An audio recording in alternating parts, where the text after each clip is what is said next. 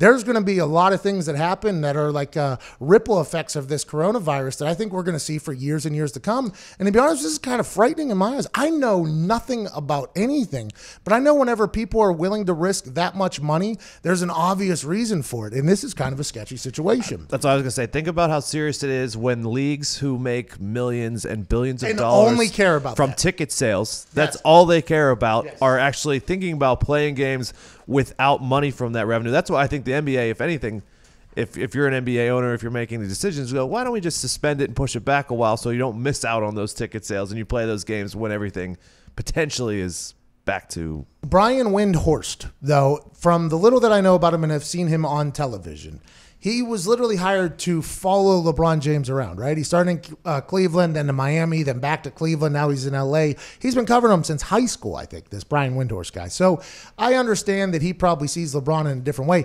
But him just talking about how LeBron is no longer athletic enough to do things and stuff like that. I just went on a full rant yesterday about him being the greatest athlete on earth at the age of 35. I mean, it's just, I feel like that guy's a little bit of a potential buffoon. I don't know him personally, but I think he's a potential buffoon, the things he was saying. But he was the inside source on the conversation that the NBA Board of Governors is having a full conference call this afternoon to decide whether or not they're going to shut down attendance and stuff like that.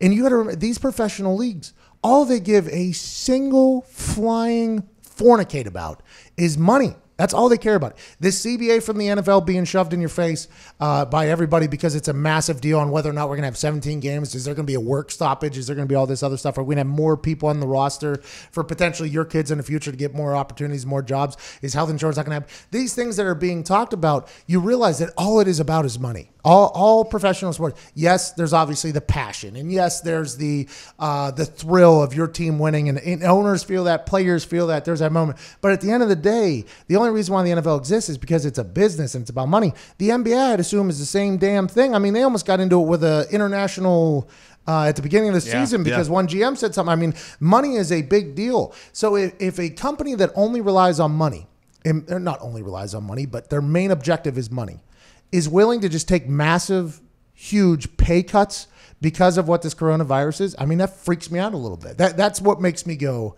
should I just be walking around and dapping people up in Indianapolis? I mean, I know that there's a school that just got shut down for 2 weeks in Indiana. It's like, this is unprecedented. I don't remember. I mean, maybe before I was alive and things like that, but this is unprecedented. And to be honest, Billy Tubes, Bailey McComas, who runs our YouTube, he checks the Google Trends every day, right? I was like, Billy, what's the Google Trends today? He's like, coronavirus. I'm like, anything else? He's like, LeBron and the coronavirus?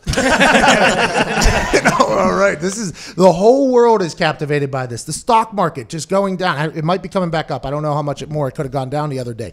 Now things are getting shut down and stopped. This is a wild scene. This doesn't feel like this is 2020 in the United States of America. Well, and at this point, the avalanche has already started. So if you see all these things that are already getting canceled, like everyone has an out. Like they realize, like, okay, well, hey, there's precedence. These people have already, canceled this. Like, so what's stopping the wave from just taking out everything, essentially? That National Guard being sent to a town in New York is a big deal. In every movie like this that's ever happened, they just missile the bridges in New York. That's next. Like Batman, I've seen that one. Like Batman, you're talking about? Yeah. Locked down the island. And that Will Smith one. Yeah, I Am Legend, that's what they did too. Great movie. That movie does not get talked about enough as being award-winning. Connor, what's up? The NBA has talked about possibly doing neutral site games. Do you think that would work at all or no?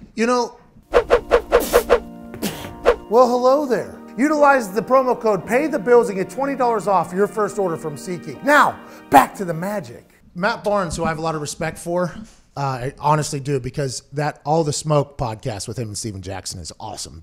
I don't get a chance to listen to the entire episodes, but the clips that get pulled from that show is incredible. He was on Get Up this morning, and he talked about how, fans, it's a big deal. Fans bring the juice, it like makes it seem like a real, and that is something that if you even talk to football players, it's like at practice you go, but whenever you feel the people, it just, everything's heightened, and I understand, like back in the day, there's high school teams that play in front of like maybe 50 people and maybe stuff like that, but it would be very difficult. Now I know there's high schools that play in front of thousands too. I don't need Texas kids coming after me.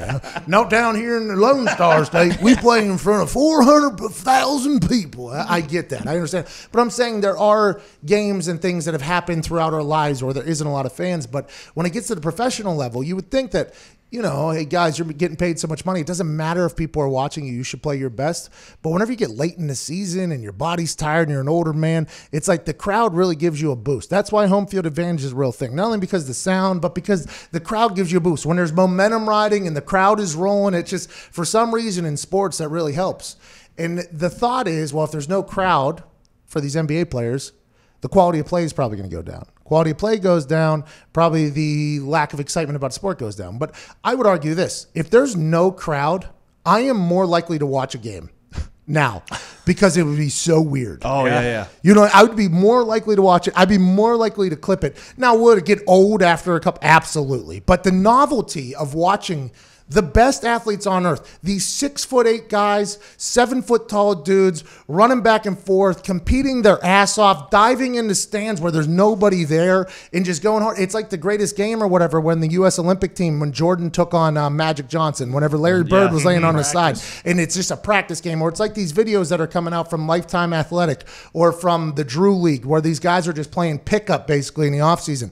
They're going hard there. Now, I don't know how hard the defense is. Right, I don't think the defense is that hard, but on the offensive side of the ball, I still think it's going to rely on, guys making plays. And I would be more apt to watch it, I think, the first couple of times if there's no, just because I'd be like, I want to hear what they're saying to each other. Yeah. Right? You'll hear a lot more of that. It'll be like what that Phil and Tiger Woods thing was supposed to be, instead of them knowing that they were mic'd up and sounding very, boring almost. You'd be able to hear guys in their natural element more. You'd be able to hear that. I think for like a week or two, I'd be very into it. Now, after that, it would get a bit boring and it would suck for the players. But this is something that we're truly potentially facing in the world we live in right now with coronavirus.